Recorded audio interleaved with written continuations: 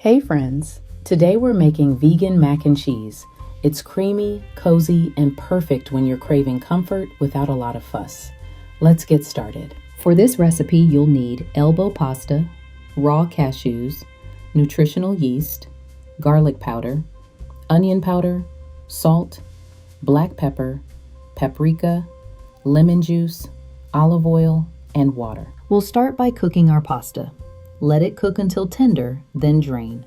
While that's going, we'll start our sauce. Blend the cashews, nutritional yeast, lemon juice, garlic powder, onion powder, salt, pepper, paprika, olive oil, and water until smooth. Pour the creamy vegan cheese sauce over the pasta, then gently stir until everything is smooth and coated. Spoon the creamy mac and cheese into a bowl, letting it pile up warm and cozy, ready to enjoy.